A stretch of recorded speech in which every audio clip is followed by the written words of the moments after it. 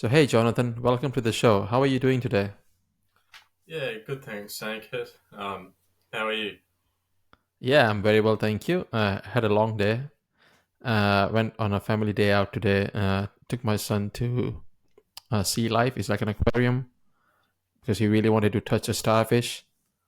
Yeah, cool. And they have like an area where you can touch the starfish.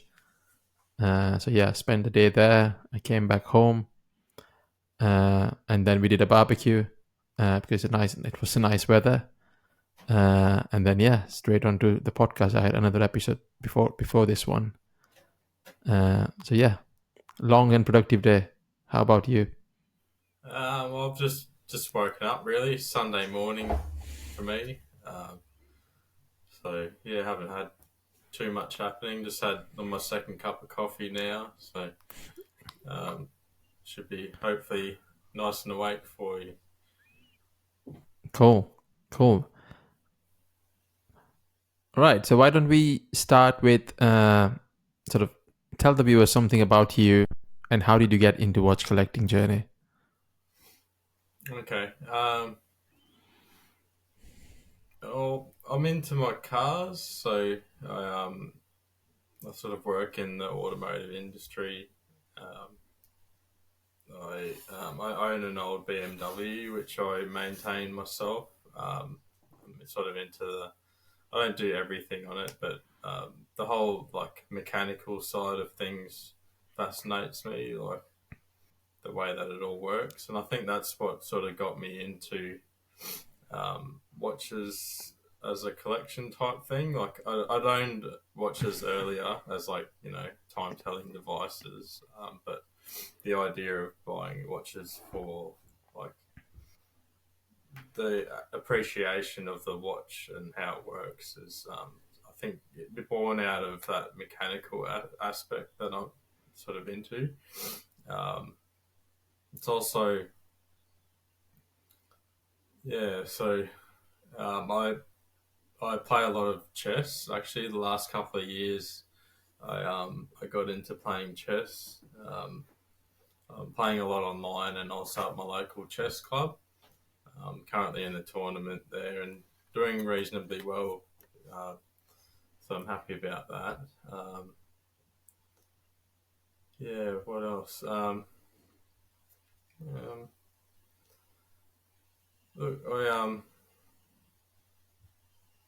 sorry, I'm getting a bit lost. I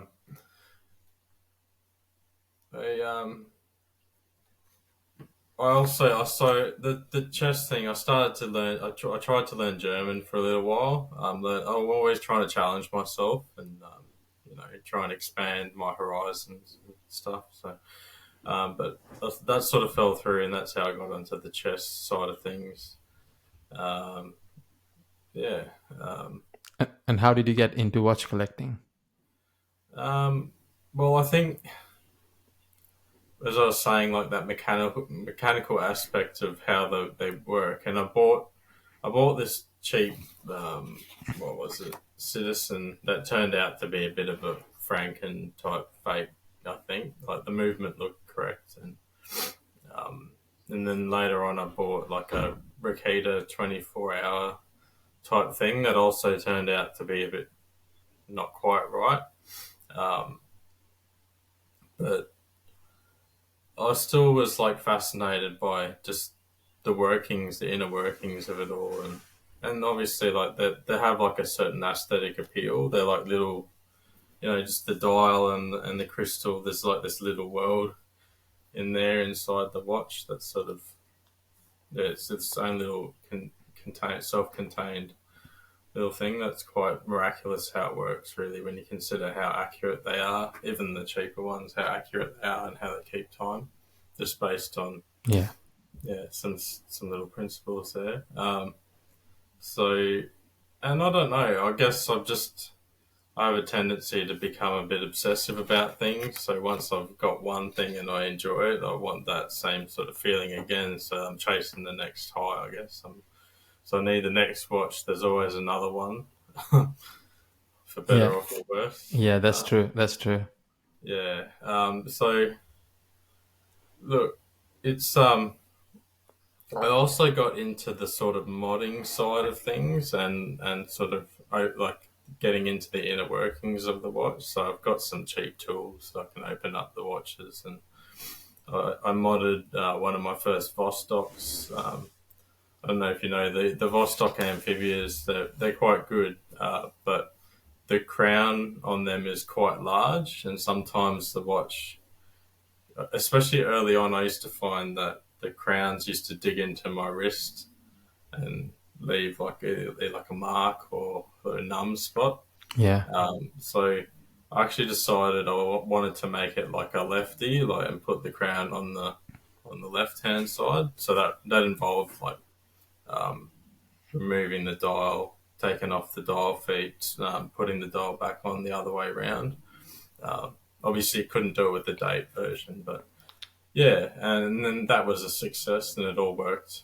Um, and then picking up cheap watches, secondhand watches. Sometimes they come in and they're not quite right, so maybe replacing a spring like a balance bridge or a mainspring from another donor watch or something. So it got into the repairing of it as well, which was fun.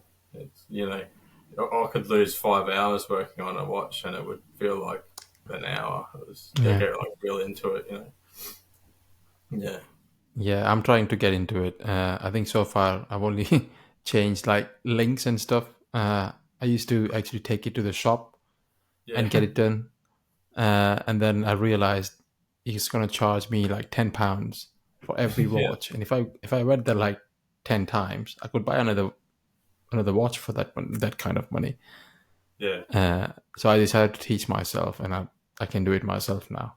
I think the yeah, next step is to like open up the watch and like play around with the movement by a cheap watch, like you said, off eBay or something, yeah. and then try and play around with it.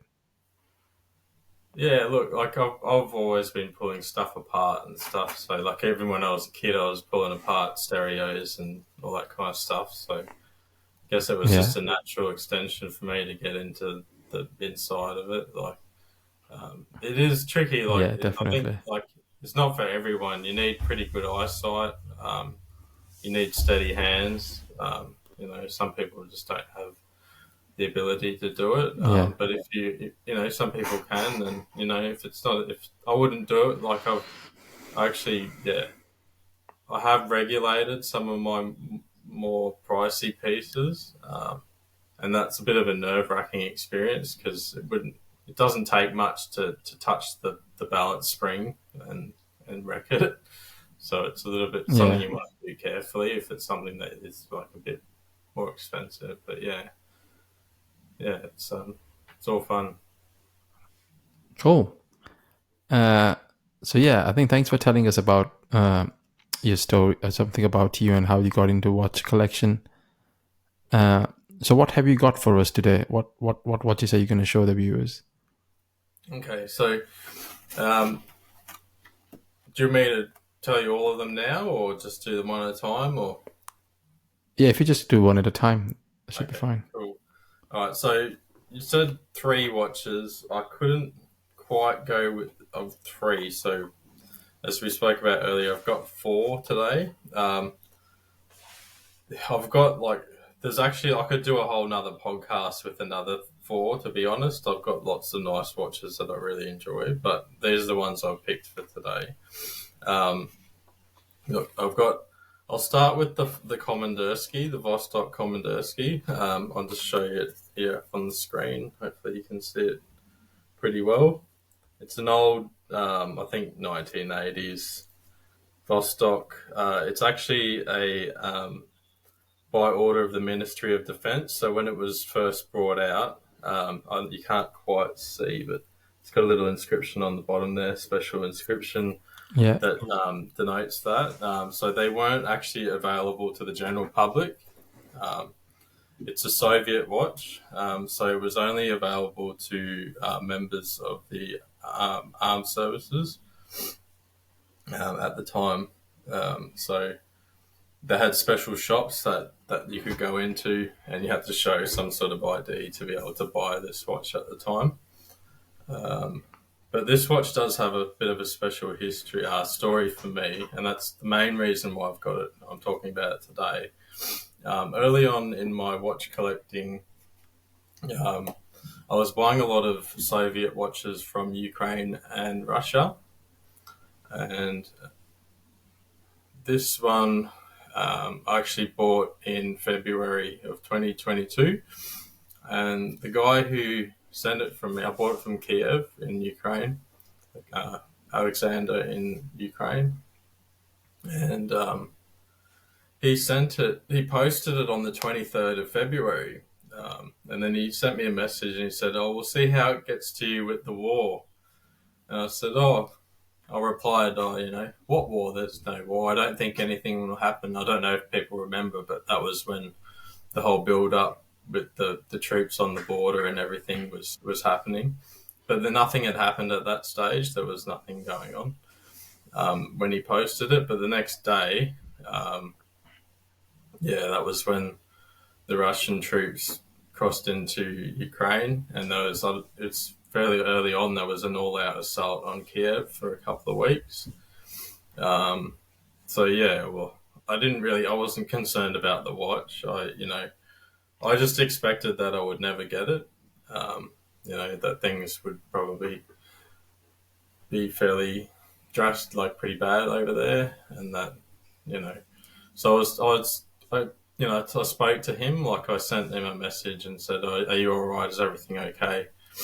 And he said, "Oh, terrible things are happening all around," and um, but yeah, it was quite a strange time. It was also like because I was buying watches and had bought watches from Russia and Ukraine, and now like it just was like at the time I was like, oh, I've got all these Russian watches. Like, who wants that? It seems like everything Russian was bad and whatever. But it was a bit different, I guess, because it was still like Soviet, so the Ukrainians and whatever. I don't know. I won't go on about that too much, but basically, I was like, okay, I'm okay with it now.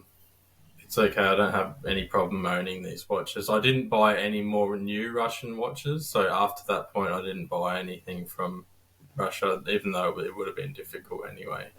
Um, I didn't seek to do that.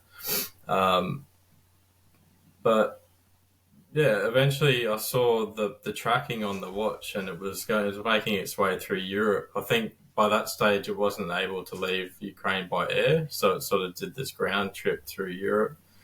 And it came out from Germany, and then it was on the way to me, which was quite astounding. I didn't think it would be coming. So yeah, that's all history. I'm still in contact with Alexander. I bought some other watches off him as well. And he's doing okay. Things are obviously still not great over there, but yeah, he's doing the best he can. Yeah, the watch itself, it's like a fairly standard design. It's got a gold plated case. It's got the 12, 6, and 9 indications. That's all loomed, by the way. And I think Alexander actually re-loomed that because the loom works quite well. It's quite neat for one of these. Oftentimes, the 12 and all the ink, because they were hand painted at the time, so they're Yeah. often a little bit messy, which is normal. That's actually one of the ways you can tell that it's legit. Um, the date here, there's no quick set on these watches, which is a little bit of a pain if you're not wearing it all the time. So if the watch stops, then you've got to wind it all the way through to set the date. So I tend not to worry about the dates on these because I don't want to wear them out by going round and round. Yeah, it's got a red date, as you can see there. This watch actually has a hacking, so the stop second. So when you pull the crown, the second hand stops, which is not very common for this era of watch from the Soviet Yeah. Union. So that's a cool little thing that one's got going for it. I've just got it on a NATO strap at the moment. I don't actually wear this watch that much anymore. I've unfortunately got so many pieces that I enjoy wearing that sometimes this one gets forgotten. But yeah, that one's definitely a keeper. Just the story behind it, and it's got lots of sentimental value to me. So yeah, that's the first watch.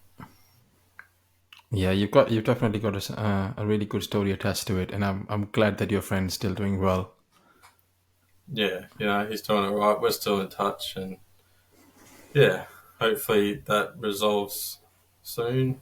Um, yeah. Yeah, cool. What's next?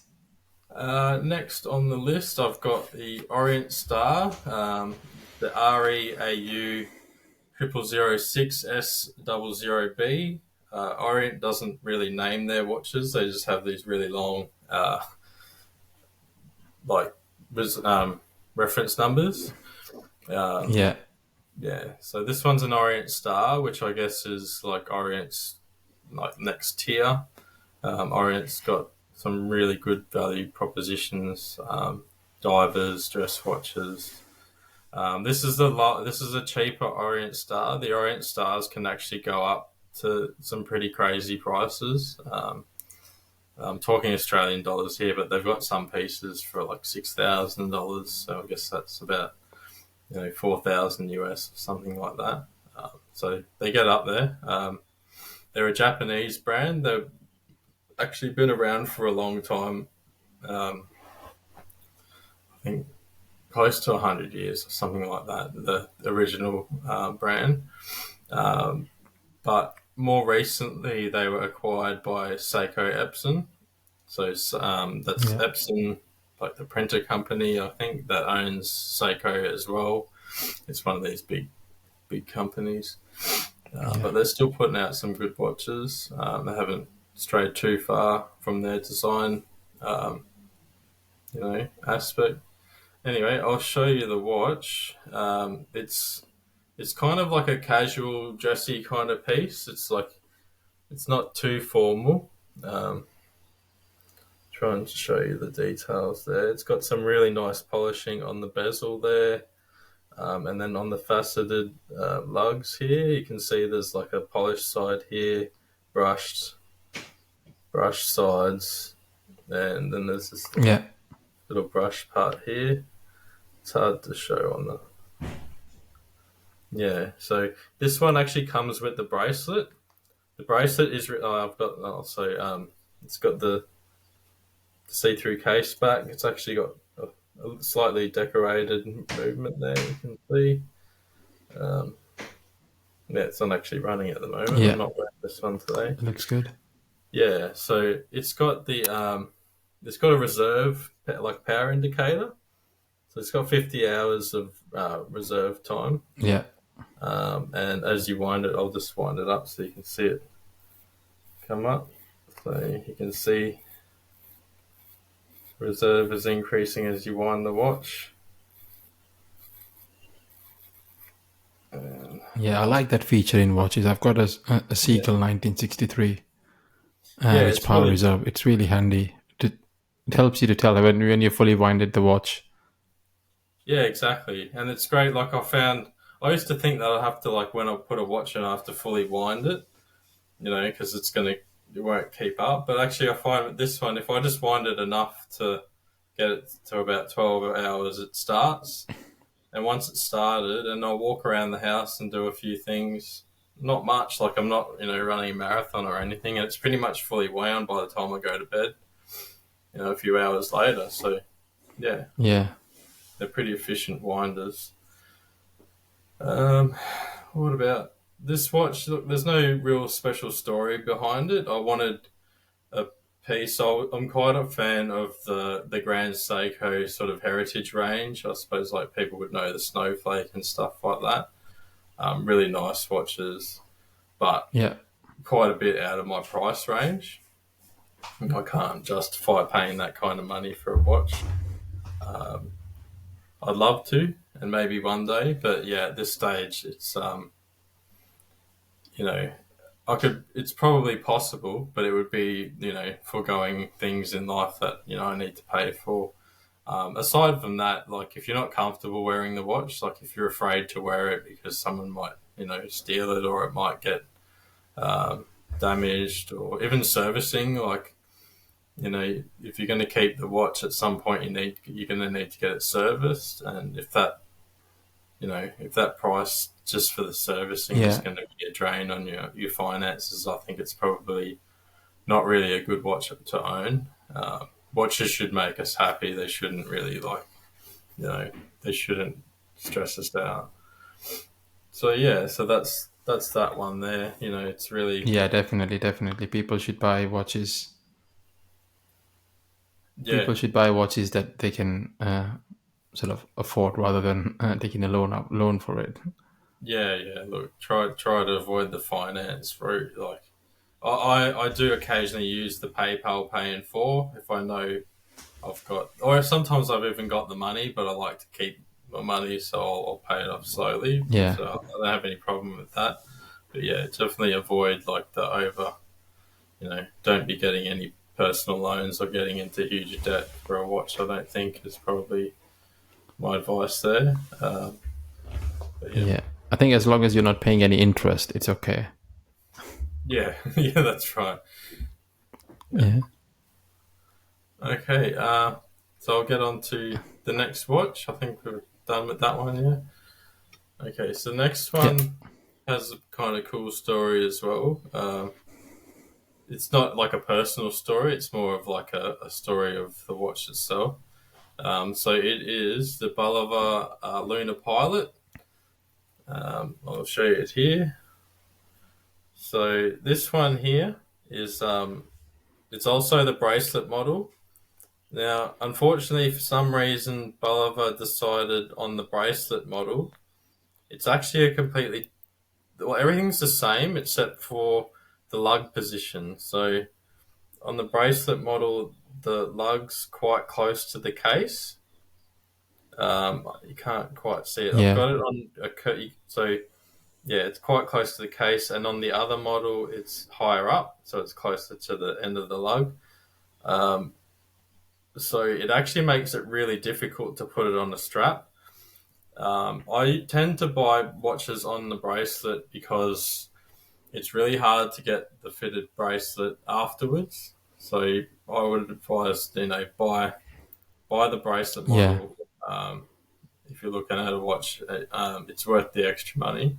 You can always put a strap on it later, and I tend to swap Later, out. So yeah, sometimes I'll put bracelet on, and then if I feel like a change, then I'll put it on the leather or a NATO or something like that. Um, but yeah, so I found I was able to put it on a strap, but I needed to use curved spring bars. So this one here, it's on curved spring bar, so that gets it far enough away from the case to get it on there. But anyway, the watches. So this was my first quartz watch. So it was getting away from the mechanical aspect. So um, yeah, it was like, I guess I was a bit of a quartz snob. I was like, for a little while, like I didn't think they were quite the same thing. But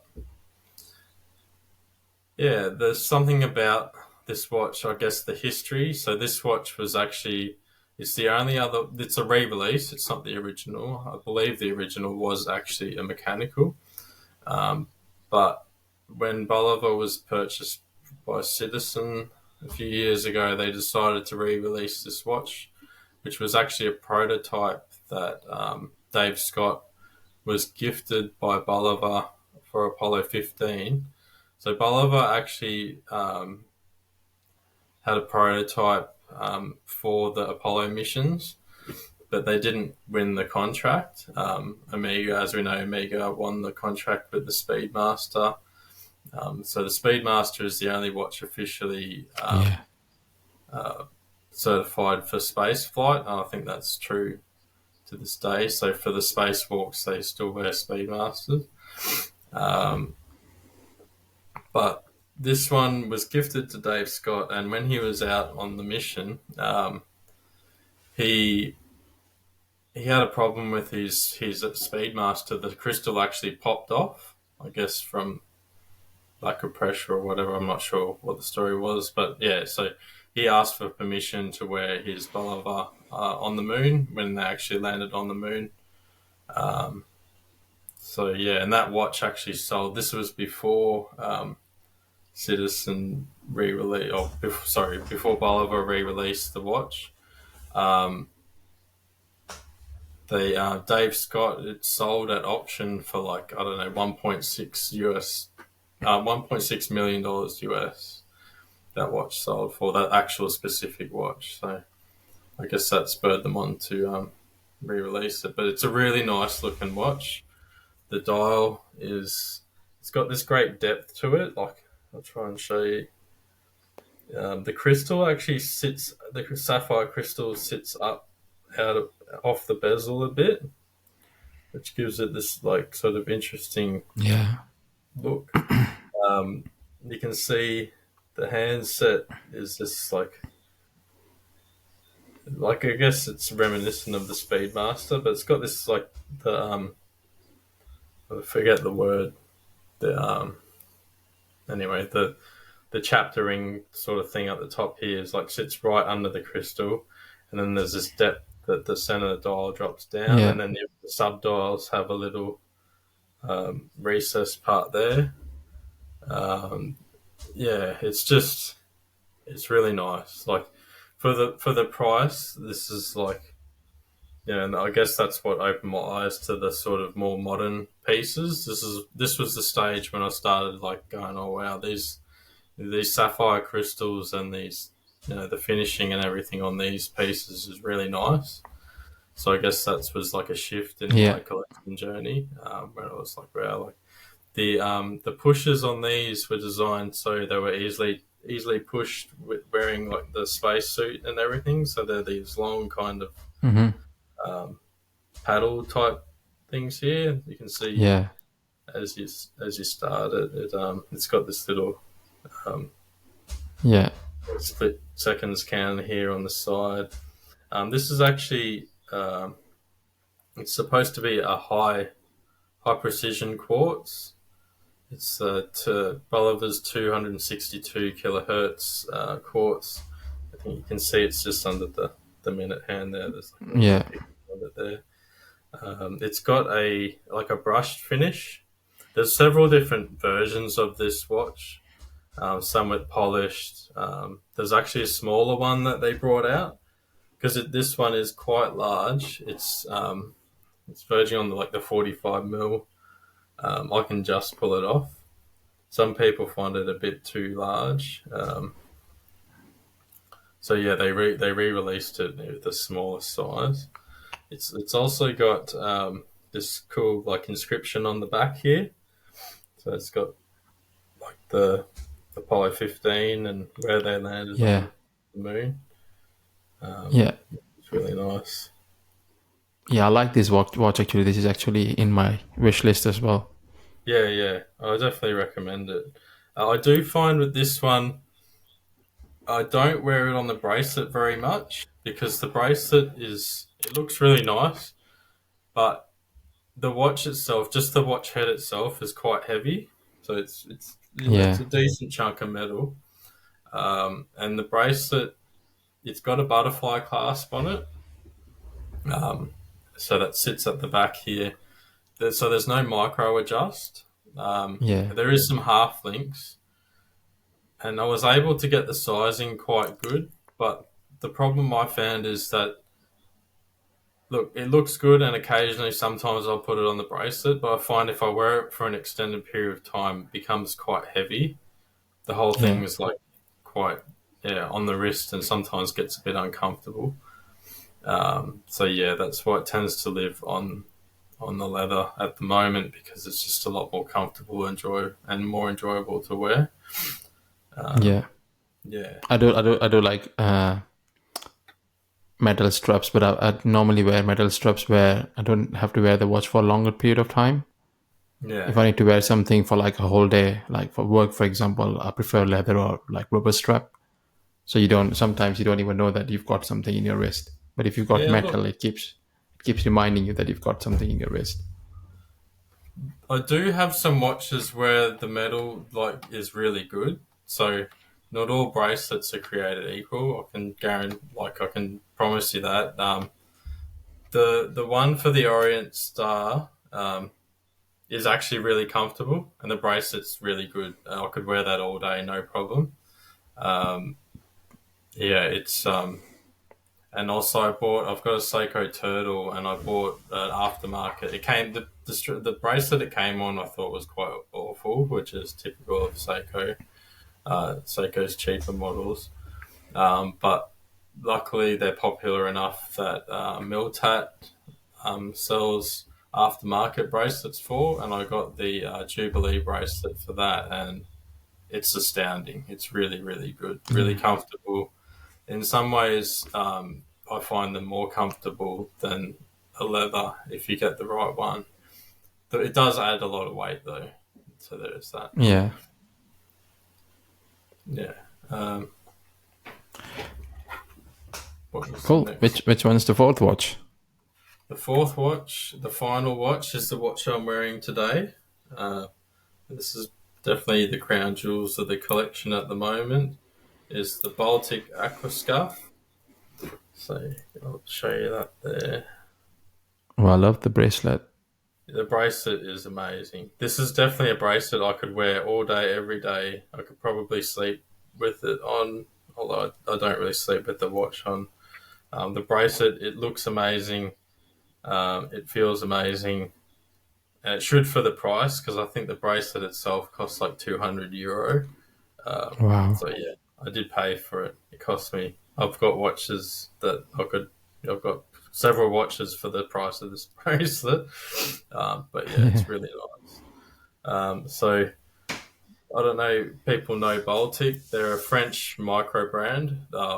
Still classed as a micro brand, but they're getting quite big now. Very popular. You know, brand. They're a based in France. They use different movements for different watches. So this one here is the Miyota 9039, Japanese mechanical automatic. Um, Really good movement. It's got 4 hertz, so 2800. So get that really smooth second hand there. You can hardly see Yeah. it like doing the little vibrations. It's very smooth. This is the blue gilt, so it's hard to see, but yeah, try and show some light on it. It's got this sort of blue. It's got the sapphire dome crystal, so that's the dome crystal there. The insert for the bezel is also sapphire, so Mm-hmm. no scratches on that one. Um, I guess you could break it. Sapphire's a little bit brittle, but it's generally fairly strong if you're not smashing it on things. Um, it's got this sort of like yellowed sort of what's the word, like photina, like sort of like a aged looking loom. So it's this yellowish kind of loom. Yeah. The bezel's actually loomed as well. So yeah, these dots and the numbers, they're all have loom. The loom's not that bright. Um, it's not like Seiko loom or anything like that. It's not going to light up like a Christmas tree, but it's enough to see it in the dark. Um, Yeah. it's 200 meters, rated 200 meters. You could dive with it if you wanted. I don't think I would. You know, I'm not really a swimmer anyway. Um, it's got the quick release at the back here, double quick release on the bracelet. It's actually also got drilled lugs. So if you put a second strap on there, a different Mm-hmm. strap, it's easier to get it off without putting too many marks on it. It's all brushed. There's no polishing on this. It's very much like a tool watch aesthetic. There's the polishing on the Yeah. beads of rice in the center, but aside from that, like it's all very, and there's not a single mark on it. I don't know how. Like I wear it quite a lot. and I'm not like overly careful with it, but it doesn't pick up nicks. It just the way that it is. Yeah, it's a beast of a watch. It's I actually I actually Yeah, sold like quite a lot of watches to pick it up. I had like downsized the collection. I sold something like 13 watches to pay for it. So yeah, there's a bit of work involved. Yeah. yeah. I've definitely heard good thing about Baltic, and I definitely like this model. It's really good. Yeah, look, they are expensive. They're more a bit expensive for for the sort of segment that they're in. Um, and some of their watches do have acrylic or Hesalite crystals, which are fine. I've got quite a lot of my older pieces, especially like the Kommandersky has acrylic. They will pick up sort of slight scratches or even deeper scratches quite easily. Um, they do have the benefit of like not smudging. Like so, sapphire is great in terms of scratch resistance, but it does pick up like scratches and it's highly reflective. Whereas the Hesalite and the acrylic don't have that Yeah, problem. Um, so that's the benefit. I tend to, yeah, with cheaper watches, I don't mind acrylic, but for me, I prefer sapphire if I'm spending a bit of money. And like you can still buy Speedmasters yeah, with, Headlights. There's nothing wrong with it. It's just more of a personal preference for me. Um, but yeah, I'll just say that. So some people just check what the crystal is. So if you're not going to be happy with acrylic, some of them might not be suitable. But I think it's just because you can't make certain shapes, you can't make certain crystal shapes with sapphire because it's just too yeah, brittle or something, whereas acrylic's a little bit more flexible. But yeah, they make some really great watches. They've got some chronographs and stuff that are really nice. They're pretty pricey though because they're mechanical chronographs. Yeah, for me, yeah, mechanical chronographs just sort of something that I avoid. I really like the mechanical aspect of it, and they're quite amazing how they work. But just from a servicing point of view, it's a bit of a nightmare. I've heard some horror stories even with people with their Speedmasters and they polyot the 31013, 3013s and stuff like that. Because they're so complicated, they're a little bit more prone to some problems. yeah. I was talking to someone yesterday actually. They said it cost them $3,000 just to service their mechanical chronograph, Yeah, yeah. and that No. was that was more than what they paid for the watch. Oh, really? What watch was Yeah, it? it's an Omega. Yeah, okay. Yeah, look, like Like it early was one of on, the vintage ones. yeah, especially if it's vintage. I think Omega's got especially like the modern coaxial. There's some different movement now that's supposedly really like next level, less Yeah, servicing. Maybe something like that. If I had money to throw around, but look, like it's not very practical for me. Like they're really nice, but they're kind of a bit excessive. So that's why with chronographs, especially, I stick to yeah, pause. Yeah, yeah, yeah. Definitely, definitely.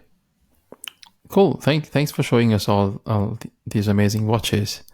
And like you said, we should do another episode just to see your other timepieces sometimes.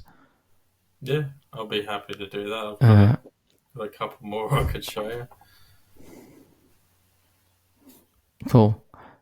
So yeah, as we all know, all us watch enthusiasts have a wish list. Yeah.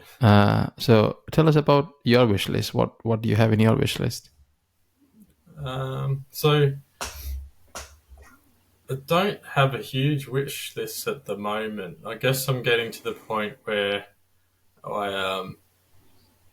I I've come to the sort of realization that that sort of the honeymoon period of the new watch wears off fairly quickly. So there has to be some sort of lasting purpose for the Yeah. watch afterwards. It's great to get to watch the new watch thing, and it's like the best thing ever. And then in a little while, it kind of wears off a little. But I try to pick watches now that I can enjoy afterwards. Like the Baltic's a good example of that. Like, that's, you know, it's just so comfortable. I think that's one thing. Like these days, I tend to focus more on how it's going to wear, like how comfortable is it going to be on my wrist. So size, weight, that kind of thing. And I've got a feel for where where my comfort zone is with that sort of stuff. I've got a fairly wide range. I can wear fairly like largish washes as long as they're not too thick. Um, and I can wear smaller ones as well without too much problem there. Usually, smaller, thinner watches are more comfortable and less noticeable on the wrist. Yeah. Uh, but yeah, Yeah. look, I've got I've got a couple. I really like the look of the Marathon G Star or the T Star, the quartz model, the 41 millimeter. But they are a bit Yeah. pricey. They're not the cheapest watch out there. But there's a certain like tactical aspect of that watch that I really like. The tritium loom on them. It's pretty cool. I've actually got one watch with that already, and it's very cool. You can see it in the dark all the time. There's no need to charge it. It's just continuously glowing. Uh, yeah, the only thing that I'm concerned about with that watch is it might be a bit thick. It's got a very like the bezel is very big. It was designed to be able to be turned with wearing gloves and stuff like that. So it's a very tool watch. It was actually designed for I think GSAR stands for Government Search and Rescue. So Marathon is a Canadian brand, but they make watches for the US military, the Canadian military, Yeah. um, um, and they're actually I think they make them in Switzerland, but they're a Canadian brand. Um, yeah, pretty robust. Like I like the look of it, but I'm a bit hesitant with that one because I feel like it's at the border of that, like the thickness and the weight. The bracelet, especially, I really like the Yeah. look of the bracelet on it, but the bracelet itself doesn't look like it tapers very much, and it seems like it could be a little bit bulky. And I've actually seen on eBay quite a couple of times people selling them from brand new, like at second hand, which makes me wonder if they bought it and then sort of had second thoughts. Because it's tricky if you Yeah. can't try the watch on, you're kind of guessing a lot of the time. Like you might really like the look of it, but then when you put it on, it might not feel right. Yeah. Uh, so yeah, Yeah. that one Definitely. I'm not sure. If I could get one in the flesh and put it on, and like then I would be able to make a decision on that. But that's one that I've been sort of looking at, Google searching at night time, checking it out, reading about. It's a pretty cool watch. The other one Cool. that I've sold a few watches this week because I've got a lot that I just don't wear anymore. They're sort of kept for sentimental reasons, but I'm starting to get to the point where it's like, if I want to buy a new watch, then the cost of living at the moment is pretty steep. And if I want to buy a new watch, I don't really want to invest a lot more money into it. So something's got to go. And if I'm not wearing it, well, there's not really much use in having it um, for the most Yeah. part. So there is one that I am looking to get in the next month or so. It's I think it's a micro brand, but they're fairly well known. This watch was actually um, made for the Belgium Air Force. I think they actually approached the company and said, "We want you to make a watch for us." It's the Gavox Squadron in black PVD. It's a sort of tactical looking chronograph, a bit in the vein of like Sin watches, the German brand Sin. Um, they're definitely out of my price range, but Yeah. this watch is a bit reminiscent of those. It's the black PVD. Look, the stainless one looks amazing, but the black, I don't know. There's something about the full black PVD. I like to have at least one of those in my collection. Sort of, um, that just gives it a different vibe to the watch. It's got a fairly extensive list of complications on there. It's got alarms and all of that stuff, which is not usually my style. But if I want to use them, I can. I don't need to. Um, it's a really nice looking watch. The size checks out for me. The bracelet looks good. All the reviews are good, and the price is good. So it ticks all the boxes for me. Cool. The size, yeah, the size. It's on the upper end of the size, but I mean that's normal for a chronograph. It's fairly small, really, for a modern chronograph. So yeah, it's hard for me to find something that I'm happy with these days because there's usually one or two things that stick out. It's like, oh, I might not be happy with that part of it, but yeah, this one's the aesthetic really suits, and yeah, I reckon I'll be picking it up in the next few weeks. So if we do another podcast, hopefully I can show it to you. Yeah, definitely. Yeah, sounds good. Yeah. Cool. And the final question I have for you is like, if someone's getting into watch collecting hobby, what uh, advice would you give it to them? Um, yeah. Look, just buy what you like. Try to avoid like following trends or what you think other people might like or trying to impress people. Definitely avoid um, like financially burdening yourself too much. Like I probably did that with just the sheer amount of watches I bought. In the beginning, especially, it was like all the time. Every 2 weeks, I bought another watch, and they were cheap watches, so there's so many of them. But I wouldn't say like I was still able to eat and pay the rent. You don't want to get into like you know get loans for watches and then find that you're struggling down the line because you're not going to enjoy it. It's not going to be a Yeah. fun time. Um, so yeah, I would avoid that. That's probably number one. Um, you know, secondly, uh, yeah, like if you like for example, um, yeah, and buy what you like. If someone like says, "Oh, that watch is too big for you. You need a smaller watch or whatever," you got smaller wrists or whatever, but you like the big watch, then just buy the big watch. But ultimately, it's about what you want. It's not about Yeah, pleasing other definitely. people.